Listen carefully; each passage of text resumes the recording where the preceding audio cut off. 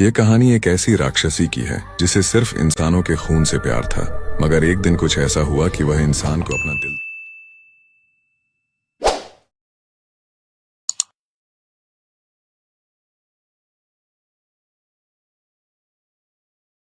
पे बैठी। एक गांव में एक धनी किसान रहता था। किसान बड़ा नेक, ईमानदार, मेहनती था। वह प्रतिदिन नियम से अपने खेतों पर जाता और दिन भर काम करता। उसके पास खेती की बहुत जमीन थी। इस पर उसके सभी सेवक खेती करते थे। किसान अपने सेवकों के साथ बहुत अच्छा व्यवहार करता था और सुख दुख में उनका साथ देता था।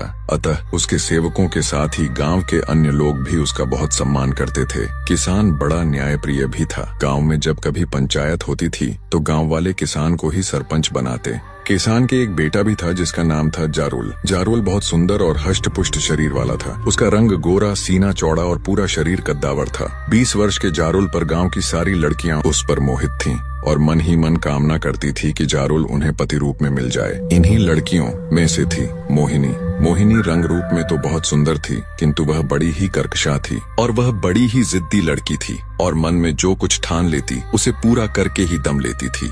मोहिनी कई साल से जारुल पर डोरे डाल रही थी, लेकिन जारुल इतना पत्थर दिल था कि उसने मोहिनी की ओर कभी आंखें उठाकर नहीं देखा। लेकिन मोहिनी तो मोहिनी थी। जारुल गांव की किसी भी लड़की पर ध्यान नहीं देता था। उसे तो एक सुंदर और शीलवान लड़की की तलाश थी जो इस गांव में नहीं थी। जारुल को पूरा विश्वास था कि एक दिन उसकी भेंट उसकी सपनों की रानी से कभी न कभी अवश्य होगी। लेकिन मोहिनी तो जारुल की दीवानी थी। वह किसी तरह जारुल को सिर्फ पा लेना चाहती थी।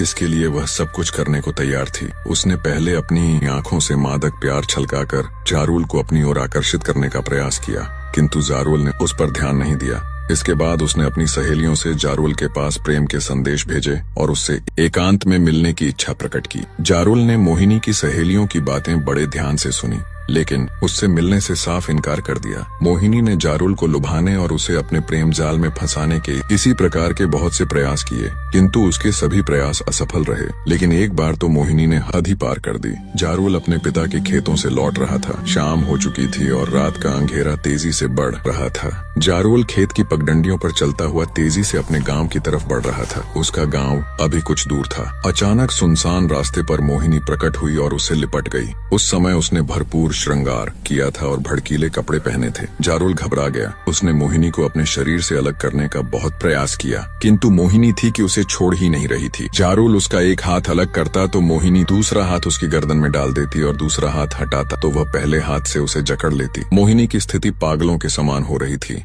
वह कभी जारुल को चूमने लगती तो कभी उसके शरीर से अपना शरीर रगड़ने लगती। उसकी आंखों से वासना टपक रही थी। जारुल ने जब देखा कि मोहिनी उसे किसी तरह छोड़ने को तैयार नहीं है तो उसने मोहिनी को अपने से अलग किया और उसे दूर करने के लिए एक जोरदार धक्का दिया। जारुल के धक्के से मोहिनी दूर जा गिरी।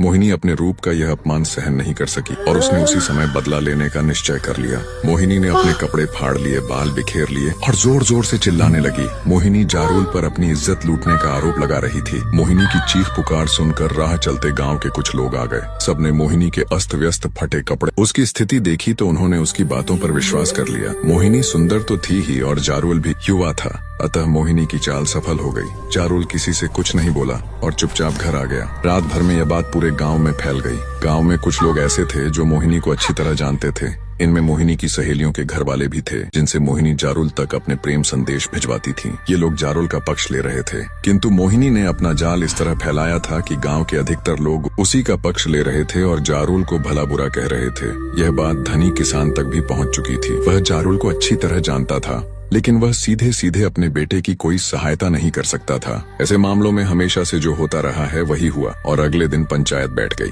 गांव वालों को धनी किसान पर पूरा विश्वास था। बेटे का मामला होते हुए भी उन्होंने धनी किसान को ही सरपंच बनाया। अगले दिन गांव के चौपाल पर पंचायत बैठी। इस पंचायत में गांव के सभी लोग एकत्रित हुए। मामला मोहिनी से जुड़ा हुआ था, अतः गांव की स्त्रियां भी इस पंचायत में बड़ी संख्या में आ गई थीं। पंचायत में एक तख्त पर 4 पंच बैठे थे और उनके बीच धनी किसान सरपंच बनकर बैठा था। हमेशा प्रसन्न रहने वाला धनी किसान आज हृदय से दुखी था। वह जानता था कि उसका बेटा जारुल निर्दोष है, लेकिन उसे पंचों की राय के अनुसार न्याय करना था। पंचों ने सबसे पहले मोहिनी को बुलाया और उसे सारी बातें बताने को कहा। मोहिनी सबसे पीछे बैठी थी। वह अपने स्थान से उठी और पंचों के सामने आकर फफक फफक कर रोने लगी। पंचों ने उसे ढांढस बंधाया और न्याय करने का आश्वासन दिया तथा निडर होकर सच्चाई बयान करने को कहा। मोहिनी कुछ देर चुपचाप खड़ी रही। इसके बाद उसने जारुल की तरफ संकेत करते हुए बताया कि वह शाम को दिशा मैदान से लौट रही थी। रात का अंधेरा धीरे धीरे बढ़ रहा था। ऐसे में न जाने कहां से जारुल आ गया और सुनसान क्षेत्र में अकेला पाकर उसे पकड़ लिया और बुरी नीयत उसके साथ छेड़खानी करने लगा। उसके मना करने पर वह क्रोधित हो गया और जोर जबरदस्ती पर उतर आया। उसने उसके कपड़े फाड़ डाले और इसके बाद मोहिनी ने आगे की बात जानबूझकर अधूरी छोड़ दी और पुनः उसने सिसकते हुए उन लोगों के नाम भी बता दिए जिन्होंने उसे पिछली रात अस्त व्यस्त हालत में देखा था। पंचों ने मोहिनी को बैठने के लिए कहा और एक एक करके उन लोगों को गवाह के रूप में बुलाना आरंभ किया जिन्होंने मोहिनी को अस्त व्यस्त स्थिति में देखा था। पहले गवाह ने बताया कि पिछले दिन जब वह अपने खेत से लौट रहा था तो उसे शाम हो गई थी और रात का अंधेरा बढ़ रहा था। इसी समय उसने देखा कि मोहिनी जमीन पर अस्त व्यस्त स्थिति में पड़ी थी और चीख चीख कर जारुल पर इज्जत लूटने का आरोप लगा रही थी। जारुल वहीं पास ही खड़ा था लेकिन कुछ बोल नहीं रहा था। पहले गवाह के बाद दूसरे, तीसरे और फिर चौथे गवाह को बुलाया गया। सभी के बयान पहले गवाह के समान थे। सभी ने एक ही बात बताई थी कि मोहिनी अस्त व्यस्त स्थिति में जमीन पर पड़ी थी और चीख चीख कर जारुल पर इज्जत लूटने का आरोप लगा रही थी। अंत में जारुल को बुलाया गया। वह अधिक कुछ नहीं बोला। उसने बस इतना कहा कि मोहिनी उसके पीछे बहुत दिनों से पड़ी थी, पर उस दिन तो मोहिनी ने सभी हदें पार करते हुए उससे लिपट गई। इस पर उसने उसे धक्का देकर अपने से अलग कर दिया। इसके बाद मोहिनी ने अपने कपड़े फाड़ डाले, बाल बिखेर लिए और चिल्लाने लगी। मोहिनी की बात की तो 4 लोगों ने गवाही दे दी, लेकिन जारुल को ऐसा करते हुए किसी ने नहीं देखा था। अतः उसकी बात सच साबित करने वाला एक भी गवाह नहीं था। जारुल ने अपनी बात भी इस ढंग से कही थी, पंचों को उस पर विश्वास नहीं हो रहा था। दूसरी तरफ मोहिनी की बातों में पंचों को सच्चाई दिखाई दे रही थी। मोहिनी ने झूठा आरोप लगाकर उसे गांव से निकलवाया था। मोहिनी समझती थी कि उसके आरोप से पंचायत उसका पक्ष लेगी और जारुल से उसका विवाह करवा देगी, लेकिन सब कुछ उलटा हो गया। जारुल उसके साथ ही पूरे गांव को छोड़कर चला गया। जारुल बहुत दुखी था। निरपराध होते हुए उसे गांव से निकाला गया था। वह भूखा प्यासा कई दिन और कई रात चलता रहा। जारुल अपने गांव से दूर, बहुत दूर चला जाना चाहता था। उसे अपने पिता गांव के धनी किसान से भी कोई लगाव नहीं रह गया था। उन्होंने भी उसके साथ न्याय नहीं किया। कई दिन यात्रा करने के बाद जारुल एक सुबह एक नदी के किनारे आ पहुंचा। जंगल के बीच बहने वाली इस नदी के किनारे कई चट्टानें रखी थीं और आसपास बहुत से फलदार वृक्ष लगे थे। जारुल को यह स्थान अच्छा लगा और उसने यहाँ कुछ समय ठहरने का निश्चय किया। उसने आसपास के वृक्षों के फल तोड़कर खाए और नदी का पानी पीकर एक चट्टान पर लेट गया। जारुल बहुत थका हुआ था, अतः लेटते ही उसे नींद आ गई। जारुल कब तक सोता रहा इसका उसे पता ही नहीं चला, लेकिन जब उसकी आंख खुली तो शाम हो चुकी थी और रात का अंधेरा तेजी से बढ़ रहा था।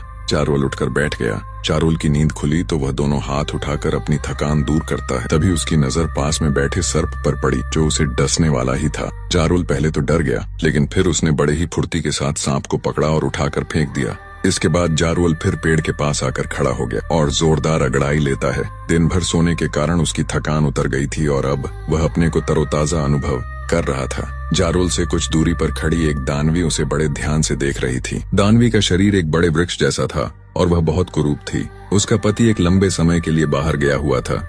उस दानवी को एक पुरुष की तलाश थी। ऐसे में जारुल को देखकर उसकी आंखों में चमक आ गई। दानवी बहुत बुद्धिमान थी। वह बहुत अच्छी तरह जानती थी कि एक कुरूप और विशालकाय दानवी को कोई प्यार नहीं करेगा। यह भी संभव था कि उसका रूप और विशाल आकार देखकर सामने वाला पुरुष भयभीत हो जाए और भय से उसके प्राण निकल जाए। दानवी ने इस विषय में बहुत सोचा। अचानक उसके दिमाग में एक योजना आ गई। दानवी ने अपनी दानवी शक्ति से अपना रूप बदला और 16 वर्ष की सुंदर, रूपवान, गोरी और इकहरे शरीर वाली युवती बन गई। इस समय उसे जो भी देख लेता उस पर मोहित हो जाता। इसके साथ ही दानवी ने अपनी शक्ति से एक तेंदुआ उत्पन्न किया और बचाओ बचाओ चीखने लगी। जारुल अभी उठकर बैठा ही था कि उसके कानों से किसी युवती की बचाओ बचाओ की कातर आवाज टकराई। जारुल खड़ा हो गया। उसने अपने चारों ओर सावधान होकर दृष्टि दौड़ाई। जारुल ने जो कुछ देखा तो देखता ही रह गया। उसे कुछ दूरी पर एक अनिंद्य सुंदरी भयभीत खड़ी थी और एक कद्दावर तेंदुआ उस पर हमला करने जा रहा था। जारुल ताकतवर और साहसी था। उसने पल भर में तेंदुए से टकराने का निर्णय ले लिया और दौड़कर तेंदुए से जा भिड़ा। तेंदुआ बड़ा चालाक और ताकतवर था। वह जारुल पर पंजे मारने और उसका गला अपने मुंह में भरने का प्रयास कर रहा था और जारुल बड़ी फुर्ती से उसके वार बचा रहा था। दोनों में बहुत देर तक लड़ाई चलती रही। दानवी दूर खड़ी जारुल की बहादुरी देख रही थी। जारुल और तेंदुए को लड़ते लड़ते कई घंटे हो गए, लेकिन कोई भी अपनी हार मानने के लिए तैयार नहीं था। अचानक जारुल के हाथों में तेंदुए की पूंछ आ गई। उसने दोनों हाथों से तेंदुए की पूंछ पकड़ी और उसे चारों ओर के कई चक्कर घुमाकर एक ओर फेंक दिया। बेचारा तेंदुआ इसके लिए तैयार नहीं था। वह नदी के किनारे की एक चट्टान पर गिरा और एक ओर भाग निकला। तेंदुए के जाने के बाद जारुल ने दानवी की ओर देखा तो देखता ही रह गया। दानवी उसे स्वर्ग की अप्सरा के समान सुंदर लगी। वह सवांग सुंदरी थी और जारुल को प्यार भरी नजरों से देख रही थी। अचानक दानवी ने आगे बढ़कर जारुल से कुछ खाने पीने को आग्रह किया। जारुल ने मुस्कुराते हुए सिर हिलाकर अपनी स्वीकृति दे दी। दानवी ने जारुल का हाथ पकड़ा और उसे लेकर अपनी गुफा में आ गई। यह एक प्राकृतिक गुफा थी जो भीतर से बहुत साफ और आरामदायक थी। दोस्तों, कहानी का अगला पार्ट अब असली तूफान लेकर आएगा, क्योंकि अब जारुल को सच्चाई पता चलेगी जिससे वो दिल की हद तक प्यार करने लगा था। वो एक इंसान नहीं, एक राक्षसी है। अब सवाल ये है, क्या जारुल अपने प्यार की खातिर उस राक्षसी रूप को भी स्वीकार करेगा, या फिर ये सच उनके प्यार को हमेशा के लिए खत्म कर देगा? क्या राक्षसी उसके प्यार की रक्षा करेगी या उसी प्रेम को अपनी भूख का शिकार बना देगी? इन सवालों का जवाब मिलेगा पार्ट 2 में, जहाँ कहानी अपने सबसे भयानक और सबसे रोमांचक क्लाइमैक्स पर पहुँचेगी। इस कहानी का अगला पार्ट मिस मत करना।